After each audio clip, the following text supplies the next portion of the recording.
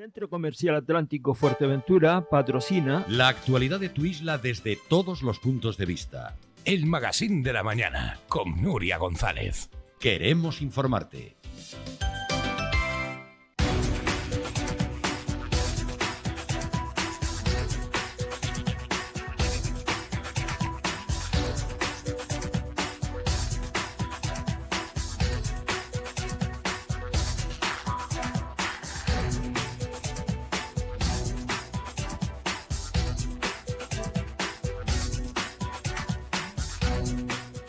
Estamos de vuelta, como decimos, estrenando temporada 1 de septiembre y haciendo balance de muchas de las cosas que han ocurrido durante los últimos 2 meses y en concreto con el drama migratorio en el que sigue sumida Fuerteventura. La última tragedia en esta ruta migratoria hacia Canarias se saldaba con la vida de al menos 14 migrantes en las últimas 24 horas.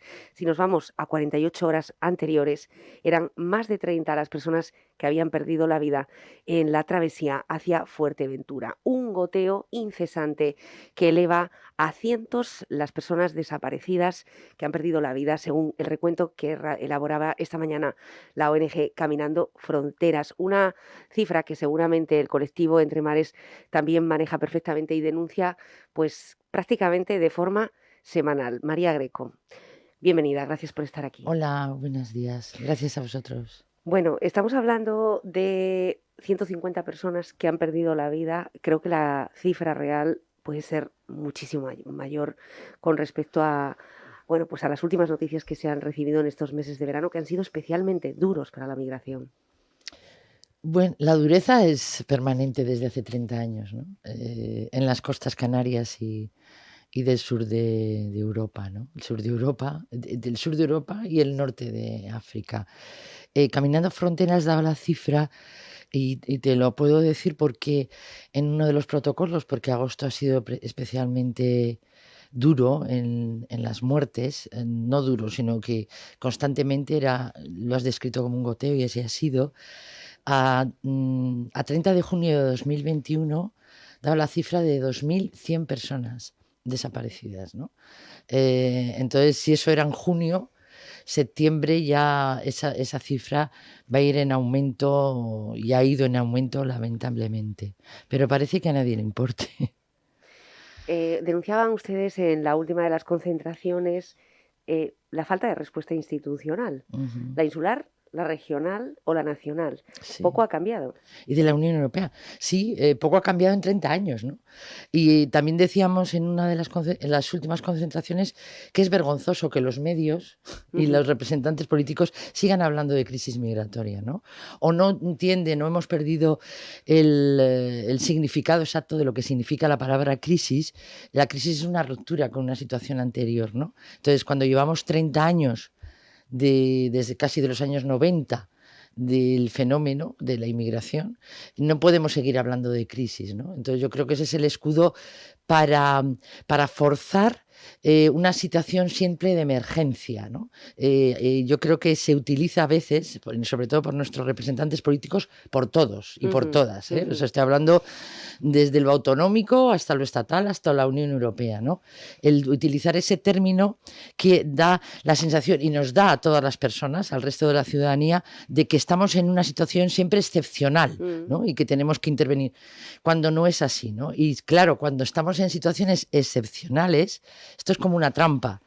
También tomamos medidas excepcionales, ¿no? Tomamos medidas de control, bueno, el control es permanente, ¿no? Pero como nos mantienen a toda la ciudadanía en una situación de excepcionalidad, porque estamos hablando de crisis migratoria, como si fuera algo que no ha ocurrido nunca.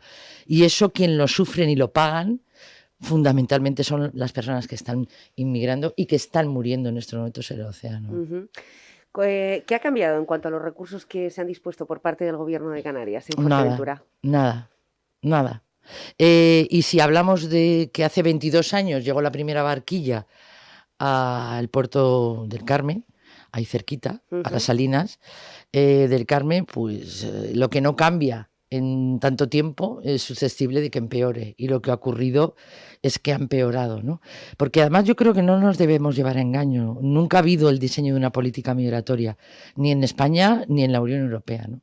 Y eso es lo lamentable, porque esta mañana, y lo viene a confirmar las propias declaraciones de los representantes de la Unión Europea, ¿no? Del Consejo de Europa, que fíjate que ha sido sangrante, y es sangrante lo que ocurre en Afganistán en estos momentos, ¿no? Bueno, en estos y en los anteriores momentos que no lo hemos visto, ¿no? Porque ahora todos los focos mediáticos están puestos ahí, y tenían la poca vergüenza, porque es que hay que decirlo ya así clara, después de tantos muertos hay que decir, tienen la poca vergüenza de decir que han aprendido mucho de la crisis migratoria de 2015 con Siria, y que lo van a hacer de otra manera, y que la manera que van a hacer es quédense ustedes en sus regiones. O sea, la nueva manera es la vieja manera de externacionalizar las fronteras. Es decir, se va a pedir por todos los medios que lleguen a Europa los afganos, aunque en los discursos políticos digan lo contrario. La realidad es que se va a pedir, y se va a dar recursos económicos, como en su momento se dio a Turquía,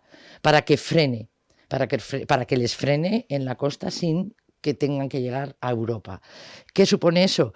Pues ya hemos visto esa película, porque lamentablemente esa película, ese drama, esa tragedia de película, la hemos visto en el Mediterráneo en el 2015.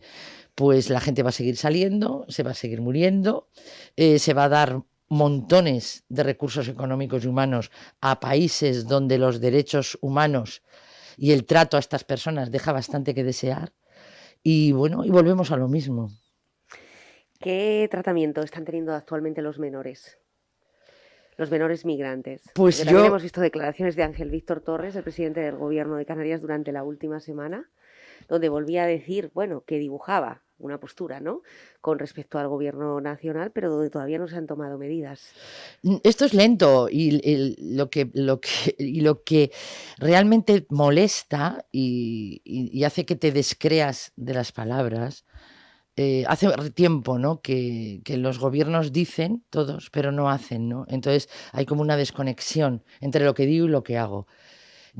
A veces, el otro día, nosotros también llevábamos, entre mares llevaba una reflexión de decir, esto se estará haciendo con intención. O sea, tendrán mala voluntad, porque en 30 años, mira, un compañero tuyo lo decía, Pepe Naranjo, hace poco, decía otra vez que es difícil haberlo hecho tan mal después de 30 años, ¿no? Entonces, con los menores, pues los menores están ahí, y los menores ya vemos cuál es la política del Estado, ¿no?, en Ceuta. Entonces esperemos que esa misma política no se aplique en la comunidad autónoma de Canarias, ¿no? Entonces yo creo que la ciudadanía no debe tolerar, porque esto ya no es una cuestión de inmigrantes, yo creo que es una cuestión del respeto a las propias leyes que nos rigen, ¿eh? Porque en sus discursos somos un Estado democrático, pues en un Estado democrático lo que se respeta es la ley, ¿no? Y la ley es que, y los convenios, no convenios, y los acuerdos internacionales que tú firmas a nivel internacional de derechos humanos y derechos del niño, ¿no? Entonces creo que con los menores, con los niños y con las niñas debe ser especialmente exquisito a la hora de intervenir. Sobre todo, María, cuando hemos tenido diferentes colectivos que se han sumado a las quejas que ustedes vienen denunciando, pues prácticamente de una manera o de otra desde hace más de 20 años. Hemos tenido, como decía, ONGs a nivel internacional, ha habido un dictamen, un informe del Defensor del Pueblo, y hay una alerta ahora mismo de un nuevo repunte de migración que podría preverse a partir del mes de octubre. Es decir, que ya ese buen tiempo que tenemos en estos meses, sabemos lo que puede ocurrir, porque lo hemos visto otros años. Lo íbamos viendo todo el tiempo. Tenemos todos los indicadores. Sí, pero no hacen caso. Y alguien decía el otro día, que es como que te vuelves majareta, ¿no? O sea, es decir, alguien que esté oyendo, y que ahora me estoy oyendo a mí, o te estoy oyendo a ti, o esté oyendo las declaraciones, y dice, no va a entender nada, ¿no? Porque muchas de estas organizaciones, para funcionar, aunque sea malamente, porque las críticas que hay contra los ONGs desde determinados ámbitos, yo a esas personas que critican, es muy fácil criticar y hablar en los medios de comunicación y de difusión y toda esta historia, les diría que se pongan a ello, ¿no? Que se pongan tanto, si vivimos tan bien de las subvenciones, que vengan a trabajar y se metan en las subvenciones. Yo eso es lo primero que haría, invitarles, ¿no?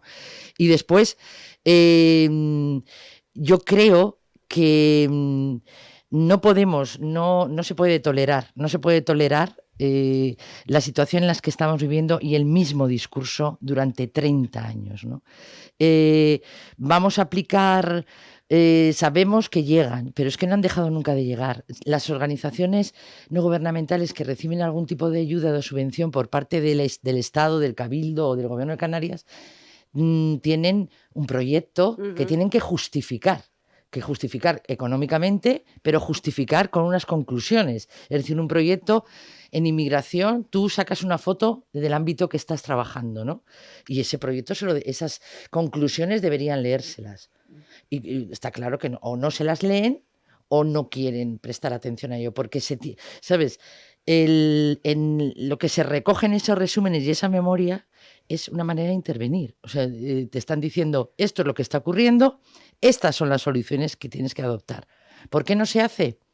Pues no lo sé. Entonces, es como un absurdo, es decir, los propios gobiernos subvencionan a determinadas ONGs para que gestionen lo social. Aquí hablamos de la inmigración, pero podemos hablar de cualquier otro ámbito de lo social, menores, discapacitados, sordos, personas sordas, y luego ellos te hacen la foto, te dicen qué es lo que pasa y cómo debes intervenir sobre esa realidad, y no lo hacen. Entonces, no sabemos qué es lo que ocurre, pero sí que sabemos, ¿no?, que realmente no se quiere blindar desde hace mucho tiempo Europa, y se cree que blindando Europa vas a cortar con las migraciones, y la gente no va a parar de venir,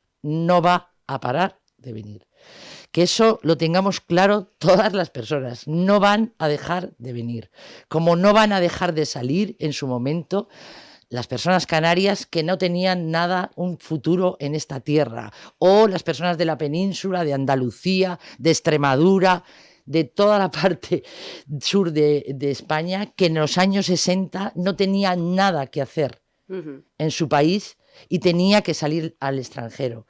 O como lo ha hecho hace poco en la última crisis migratoria, los miles de personas, mujeres y hombres jóvenes que han salido de España porque no tenían un futuro en España. Entonces, eso es lo mismo o peor, porque estos países africanos nunca les hemos dejado que lleguen a nuestro nivel, entre comillas, que tenemos, social, económico, educativo. Entonces, o que se olviden, no va a parar la inmigración. Sobre todo porque no se están haciendo tampoco acuerdos con los países de origen. No. Ni tampoco alertando. Para las devoluciones sí. Para las devoluciones sí, efectivamente, para las devoluciones, que lo estamos viendo, ¿no? Lo estamos viendo cómo estaba el centro del Matorral y cómo está actualmente, porque parece que informamos nada más que de las llegadas, pero no informamos de las salidas, entre otras cosas porque tampoco nos informan quizá de que cada vez que salen y son devueltos y dónde y de qué manera, ¿no? Pero sí sabemos que son devueltos, porque si no estaría totalmente desbordado. ¿Por qué no hacer o mejorar la comunicación con el país de origen, sobre todo para que esas personas que quizás embarcan en una patera buscando una vida mejor sepan lo que tienen al otro lado? Que tampoco es fácil, que puede acarrear la devolución y puede ser peor. Hombre, yo creo... Hay muchos factores, ¿no? Porque abordar el fenómeno migratorio desde una sola mirada, desde un lugar solo, eso es una mirada muy estrecha, ¿no? En la inmigración, como siempre han jugado muchos factores. Porque en su momento, en la época franquista, ¿no?, se fomentó? También, es que se fomentó desde el ámbito estatal, ¿no?, desde los propios poderes del Estado en ese momento, que la gente emigrara, ¿no? Que la gente emigrara, porque también en el propio país es una manera de evitar la conflictividad interna dentro de los países. Si tú te vas y yo te favorezco que tú te vayas, esto me lo vas a dejar aquí tranquilito, ¿no? Y no voy a tener problemas sociales, ¿no? Eso también es una baza, ¿no?, que juega. Las remesas, porque debemos tener en cuenta que en estos momentos es cíclico, ¿no?, las llegadas, ¿no? No van a parar de llegar, pero en este momento... Lo que está pasando en África es que la COVID, que nos ha afectado a nosotros, a los países que estamos en la otra orilla, de una manera abrumadora, y lo estamos viendo y lo vamos a seguir viendo ojalá todo cambie de la noche a la mañana, pero las previsiones económicas no son halagüeñas, siguen montones de personas en ERTE, ¿sabes? Esto va a ser una cosa como lenta. Vamos a imaginarnos qué ha ocurrido en el otro lado. O sea, entonces, personas que tenían sus negocios más o menos, que podían vivir del turismo, que podían salir adelante, que no necesitaban venir, se han visto forzadas a venir, ¿sabes? Es decir, y eso lo ha provocado la COVID y la post-COVID. Es decir, la situación se ha agravado muchísimo más porque gente que ni soñaba con emigrar, que ni quería. Vamos, yo no sé cuánta gente habrá en África que quiera meterse en una barca para morirse, para tener el 80% de posibilidades de morir en ese océano. No sé cuánta habrá, si lo preguntamos, ¿no? Entonces, se han visto forzadas porque los recursos con los que contaban ya no los cuentan y no tienen estados que les metan un ERTE, que les pague la seguridad social. Es decir, los servicios en los países africanos del Estado son nulos o casi nulos. No hay paro, no hay... Entonces, claro, estas personas, el único recurso que les queda es salir.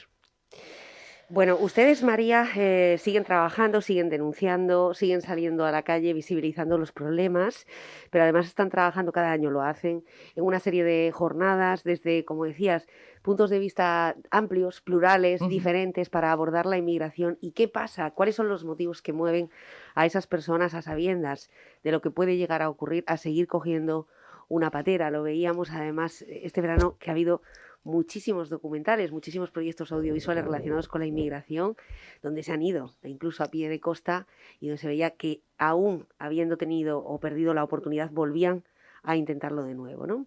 28 de septiembre es una fecha que han elegido y donde se va a llevar a cabo un proyecto interesante. Sí, hombre, nosotros normalmente cuando hacemos las actividades, Entre Mares es una asociación sociocultural, ¿no? Y no podemos, la inmigración o las migraciones no se puede desvincular también de lo cultural, ¿no? Por eso a veces, yo lo he dicho alguna vez aquí, ¿no? Nos dicen, pero bueno, ustedes, ¿dónde? A ver, ¿aquí quieren solicitar la subvención a social o a la cultural? Digo, es que podemos solicitarlo a los dos, ¿no? Porque no se puede perder de vista, ¿no?, el ámbito cultural y el ámbito de la integración, que no se está trabajando en nada de eso, porque efectivamente, como estamos todo el tiempo en una situación de excepcionalidad, estamos en la crisis migratoria, la crisis, pues no se está trabajando en las personas que están ya con nosotros, ¿no? Se trabajaba y había pocos recursos ya antes de que ocurriera la crisis, ahora para nada, ¿no? Pero sí que siempre es nuestra intención mirar el aspecto cultural, traer a la isla otras miradas de la inmigración que nos hagan comprender el fenómeno y que nos hagan comprender también a las personas protagonistas del fenómeno, ¿no? Y el día 28 de septiembre hemos tenido la fortuna de invitar a Javier Martín, que es el responsable de la agencia EFE Medio Oriente, que vive en Túnez, pero hemos aprovechado todo, porque realmente nosotros, tú sabes que la conmemoración o las actividades siempre van vinculadas al Día Internacional del Migrante, que es el 18 de diciembre, pero muchas veces las personas que queremos que vengan o que invitamos, ellas no tienen la disponibilidad de venir en esa fecha, y eso ha pasado con Javier, ¿no?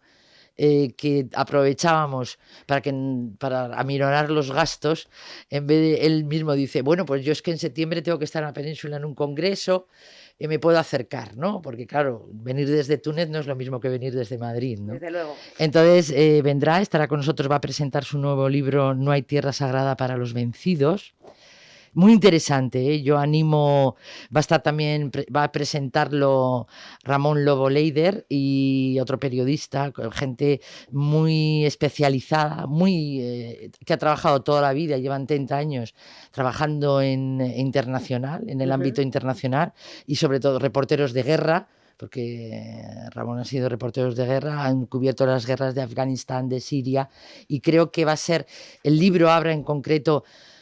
Yo el otro día le decía a Javier que ha sido estupendo, porque todos los nombres que estoy oyendo ahora en la radio y en la televisión de los señores de la guerra talibanes, él lo recoge aquí porque toda esa zona está muy internacional y la inmigración juega un papel, no el más importante, aunque creamos que sí, en el negocio también, que es la inmigración. Entonces yo animo a todas las personas, porque en este momento en particular les va a servir para entender qué está ocurriendo en el norte de África, cómo se maneja y cómo se manipula la inmigración para otros fines y para otros negocios que hay, y van a poner a entender mucho mejor también lo que ocurre en Afganistán en estos momentos. 28 de septiembre, María, ¿dónde? De momento Bueno, hay que creemos esperar. que será en el Palacio de Congresos o en la Biblioteca Insular, lo difundiremos, pero no sabemos. La hora sí, a las 7:30, pero no sabemos todavía el lugar en dónde. Bueno, muy interesante como prácticamente todas las jornadas que organiza Entre Mares, colectivo Entre Mares, que, como decías al principio de la entrevista, el tema de las subvenciones, ¿no? Cuando son tildados de organismos que trabajan con subvenciones públicas, pero que también se ven obligados a justificar todas aquellas acciones Claro. de dinero público que están recibiendo. Es que no puede ser de otro modo. Es que no puede ser de otro modo. Hay una. Pero quizá no le ponemos el foco a otras organizaciones, ¿no? Siempre Ya, relacionado con lo que pasa es que también migración. eso está muy premeditado, ¿no? Nadie puede vivir de una subvención en lo social. Nadie. Y que le pregunten. Yo, desde luego, felicito a las personas que han estado en Afganistán desde todos los ámbitos, ¿no? En el ámbito militar, en el ámbito de ayuda y de tal, ¿no? Pero que tengamos muy claro, yo creo que la ciudadanía en este país tiene que tener muy claro que mucha de lo que se hace es por la voluntad, la ética y la profesionalidad de las personas que están en los diferentes ámbitos, no por lo que les paguen. O sea, que eso lo digamos, pero muy clarito. O sea, ningún esfuerzo, ninguna situación está suficientemente pagada en el ámbito de lo social. Vamos, que eso lo tenga claro todas las personas. Bueno, pues María Greco, gracias por estar con nosotros, gracias al colectivo por el trabajo que está desarrollando. Estaremos presentes ese 28 de septiembre, 7:30 de la tarde. No es tan habitual, ustedes lo saben, que periodistas especializados, periodistas de guerra y personas que han estado en el centro del conflicto se trasladen hasta Fuerteventura, un respaldo que sí han dado, en este caso, los compañeros de profesión y que quizá no ha dado o no ha sabido estar a la altura los que verdaderamente tienen que tomar las decisiones cuando han pasado también por islas que están verdaderamente afectadas. Aunque ahora, y desde este verano lo hemos visto, al igual que el resto de los veranos, que este tema migratorio no afecta exclusivamente a Lanzarote y a Fuerteventura, que también el resto de las islas se han visto también muy afectadas, sobre todo ese capítulo pendiente que es la integración. Gracias por acompañarnos. Gracias a ustedes por la invitación. Bueno, y de materia migratoria, que nos parecía necesario, obligatorio, hablar sobre lo que ha sido y lo que sigue siendo la noticia y la preocupación del verano, no solamente en la llegada y en esos fallecimientos, sino en cómo llegan mujeres y niños especialmente, y qué ocurre cuando ya están aquí. De ese tema pasamos a otro, más cultural, la peña. Hablaremos ahora con Raico de León. ¿Cómo va a ser esta peña en un nivel 3 por segundo año consecutivo? Hacemos un alto en el camino, volvemos inmediatamente.